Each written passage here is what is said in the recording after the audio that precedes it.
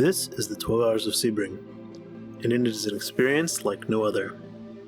I've been going to Sebring now for about 5 years, and I thought I would share some of the things I've learned about this amazing event. Sebring is a 12-hour IMSA race at Sebring Racetrack in Sebring, Florida. It's a 4-day festival-like event with very few actual rules. The first people are let in on Wednesday morning before the race, and they line up sometimes weeks in advance in order to secure the best trackside campsite. The actual race happens on Saturday, and then everyone leaves on Sunday morning. The track is set up with separate areas that have somewhat different characteristics, both in terms of the type of people you'll meet, as well as the type of environment you'll be camping in. Green Park is here. It's primarily a free-for-all in terms of parking and atmosphere. This area is more of a low-key family area. This is the North Paddock. It has a lot of trackside reserved parking and costs more for parking in there as well. At the end of the day, the place is filled with pure motorsports enthusiasts looking to have a good time.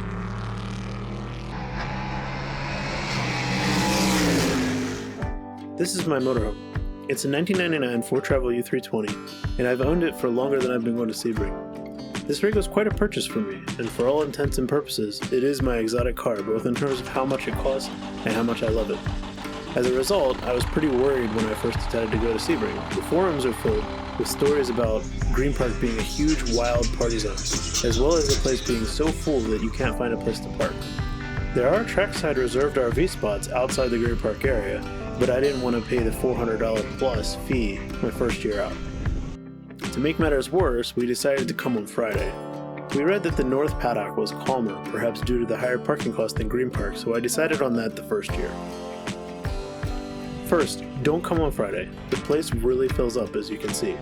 By the time Friday rolls around, you really don't have much choice in where you're parking, and instead you're just kind of choosing the first open spot. On Wednesday or even Thursday, you can really pick and choose a bit. If you do come on Friday, I'd probably recommend trying to find a spot in Green Park.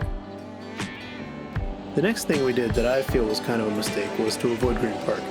Green Park is totally fun, and the most of it is just the right amount of party. There are some spots where there are truly wild college kids who party all night long, but most people are done by midnight to 1 a.m. You do need to be cognizant of where you park and who you are around. Seek out the older camps that look like they've been going for 40 years. Those people are the perfect amount of party. The other thing is that the reserved RV parking is super tight. So tight that you can't even pull out your awning. Even in the non-reserved parking in the North Paddock, there's no grass at all, which, having experienced both, I prefer the grass. In Green Park, you can rope off a pretty huge area for yourself, though I'd only take what I need if I were you. You can do camping setup in a lot of different ways. Everyone has their own unique flavor that ranges from sleeping in the back of their car all the way to a full-on outdoor living room with scaffolding. But if you're planning on making the 4-day trip in a motorhome like me, the things that I would suggest that are must-haves include a nice wide-brim hat as well as a good pair of sunglasses, lots and lots of water, lots and lots of beer, bacon, and other food your wife never lets you eat normally. And also, don't forget the burgers. And lastly, of course, you need a coffee maker. I have this small generator that I like to use, but it finally broke this year after years of abuse.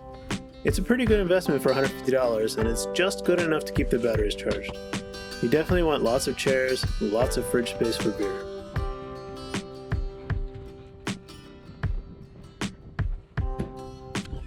You'll want a grill of some sort and lots of propane or charcoal for it. You'll want to have plenty of water and tank space for showers and shitting because the bathrooms can get pretty long lines. This is our campsite a few minutes right after we arrived. As you can see, there's plenty of space on Wednesday as long as you don't insist on being trackside. Down on the Midway, which is not exactly a super short walk from Green Park, there are food vendors corralled in a small area, as well as all of the manufacturer areas and souvenir vendors that show off their merchandise.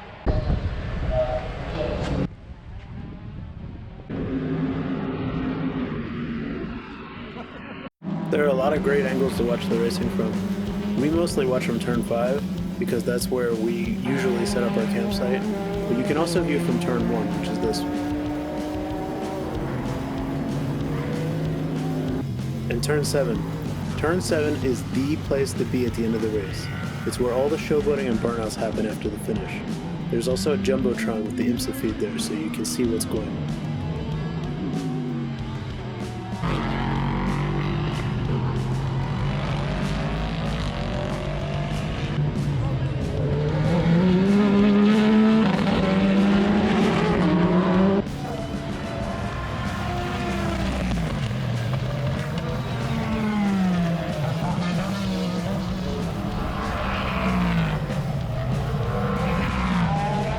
COVID has affected Sebring pretty drastically.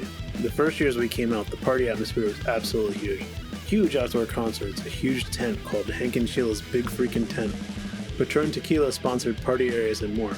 During the height of COVID in November 2020 when I was there was absolutely none of this. It was a race truly just for the race fans. In 2021, it was really starting to come back, but definitely still pretty low-key. It was before the vaccine distribution started and there were people partying, but definitely nothing big. The food vendors were still all roped off into a small area for whatever reason. I suspect in 2022 the party will return to a major level.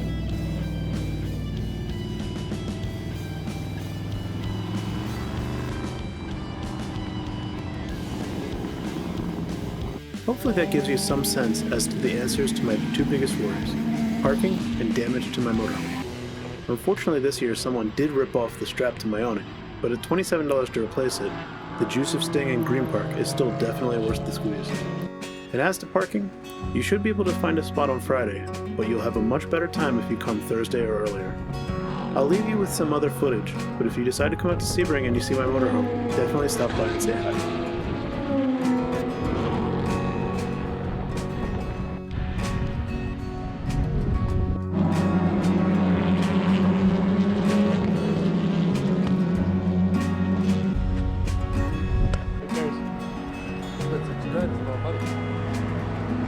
But it's less money than the motorhome.